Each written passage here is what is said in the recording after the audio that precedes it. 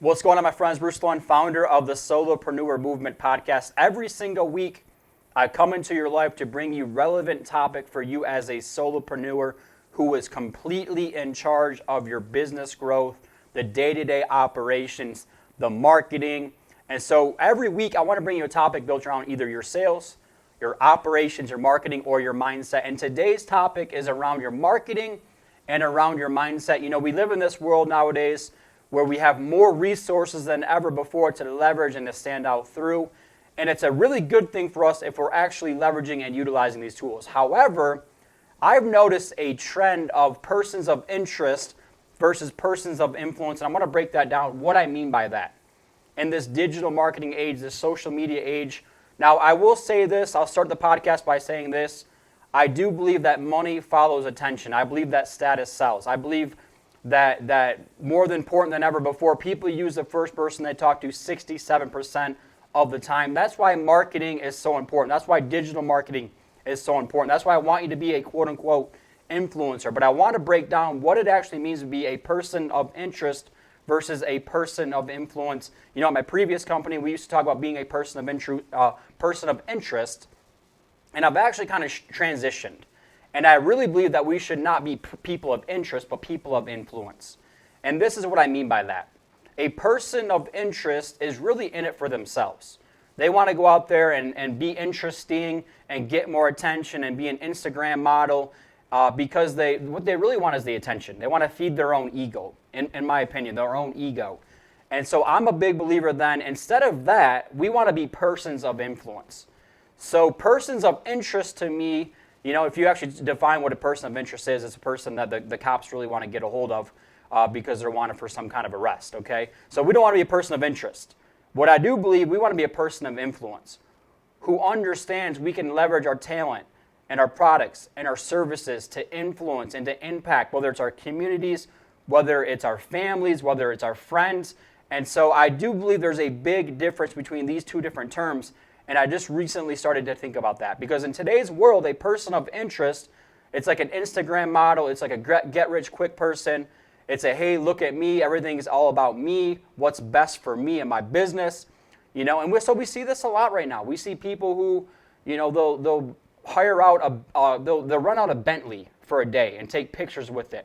They'll go and they'll hire out a jet and take pictures in front of it. You know, they'll hire out an apartment at a high-rise and pretend like it's theirs. Guys, these are persons of interest. This is short-term, cotton candy, get rich quick. And so for you as a business owner, you might be the best thing out there. But you might be missing out on deals and business because other people are getting more attention than you.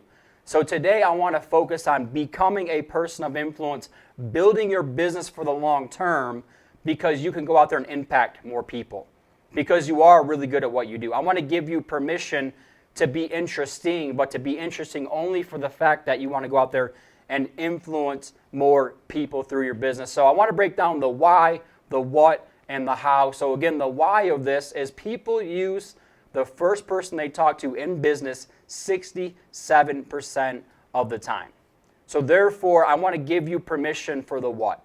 The what is persons of interest are out there. It's short term. It's a brand image versus a brand reputation. And so I never want to sacrifice my reputation. The reason I go out there and do what I do, to get more attention for the short term. And I hope that's the same thing with you. We live in this fake society, and I don't want to sound too harsh, but we really do live in this society now because of social media, and we get likes and we get comments. The more extravagant things that we do, the more attention that we get. So I want to build really a combination of these things with you today. Is how do we leverage being a person of interest with being a person of influence and that status sells to go out there and get more attention for our business in a good, fun, positive way. Because I've seen a lot of people that have paid tens of thousands, if not hundreds of thousands of dollars on digital marketers, on influencers, to go out there, even just to get pictures with other influencers, to get pictures with Gary Vee and Grant Cardone and Tony Robbins and Russell Brunson. And I personally paid thousands of dollars on ClickFunnels and all these different things to go out there and get more attention for my business. And this is what I've actually learned. I went backwards because of it. You can't replicate or duplicate or replace hard work and building authentic, genuine relationships. You can't just throw a bunch of money at Facebook ads and hope it works at some point down the road. And so we're actually going to launch a program called 90-Day Brand Manager, which is all about how to educate people on the questions to ask a digital marketer, the questions to ask their social media people, to really build this long term.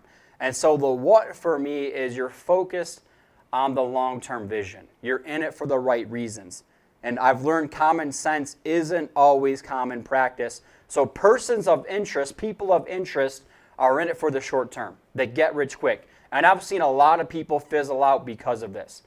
They sell so much stuff on their front end. They lie about how much results they get for people. They lie about how much money they make.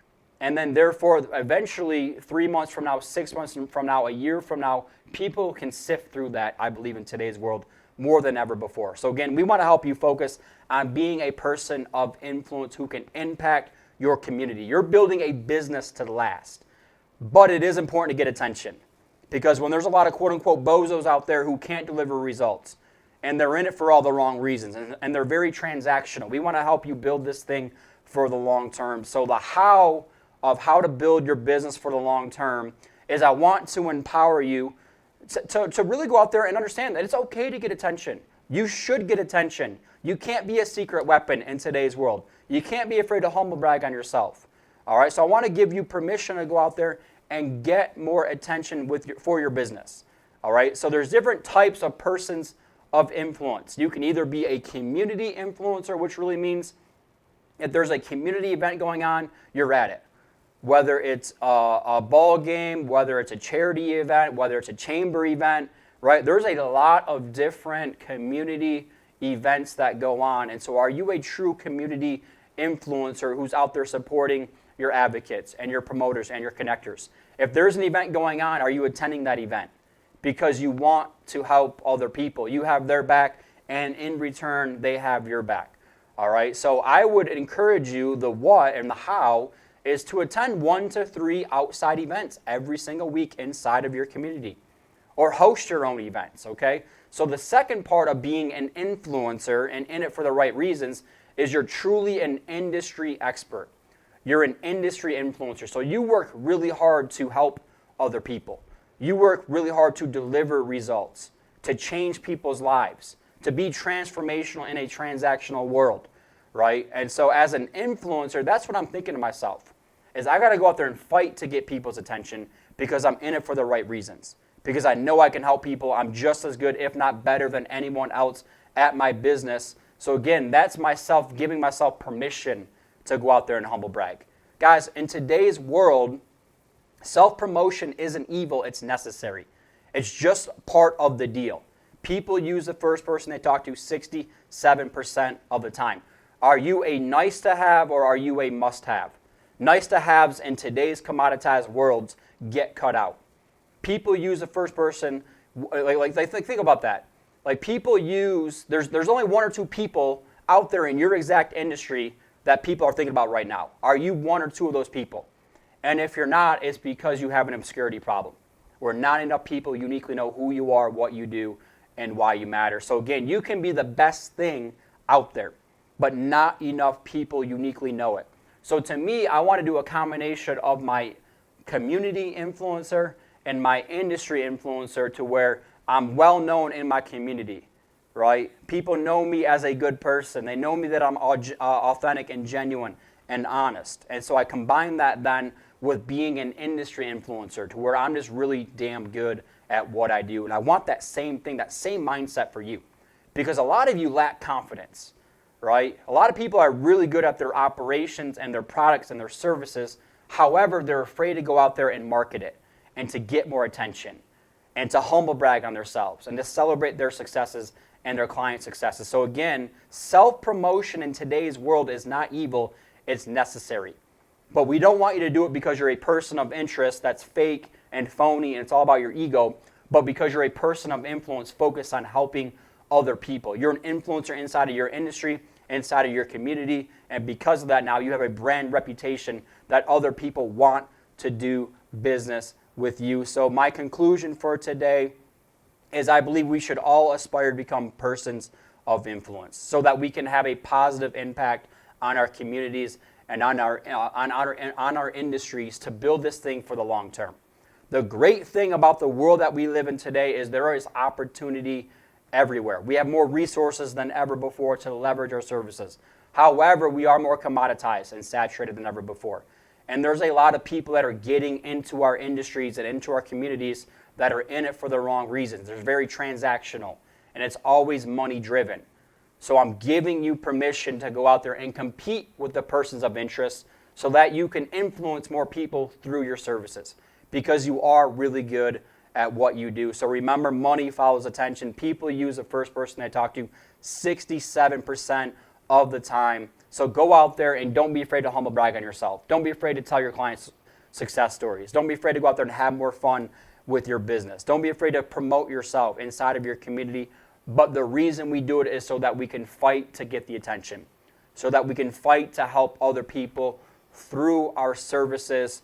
And so again, this topic, the reason I've talked about this topic is I've just seen so many people that they spend thousands and tens of thousands and hundreds of thousands of dollars on digital marketers, and they don't know the right questions to ask them. And they're promised this bill of goods, this sale of goods on the front end. I've helped people make hundreds of thousands of dollars per month through my Facebook ads and through getting more attention and X, Y, Z. But then when you actually break down the analytics and the proof of concept, they can't actually back up that stuff. So it's really a combination to where I know you need to get more attention. I need to get more attention. We're just now starting this solopreneur movement, right? And if you look over my shoulder, if you're actually watching us on camera, we're now in a brand new studio. So we're going to have different logos on the wall. I'm going to have a whiteboard. I can actually draw things up moving forward through my podcast. Because again, it's all about relevant information. I want to help tens, if not hundreds, if not millions of solopreneurs out there in the world. And hopefully my energy, my passion, and my purpose comes off authentic and genuine. Because I've had a lot of people try to tell me to build it for the short term versus the long term. And image is really a short term thing. It's 3 to 6 months. It's short term cotton candy satisfaction. The long term is yourself as a person of influence, as a reputation. So don't sacrifice you being authentic and being genuine and staying focused on why you do what you do for the short term, right? Don't sell out. Don't be fake, because we live in a person of interest society when it comes to this. So hopefully this helps you guys think a little bit more and ask yourself, are you a person of interest that's short term, that's, hey, look at me, that's all about your ego? Or are you a person of influence who understands I need to get more attention, but I'm building it the right way for the long term through my brand reputation?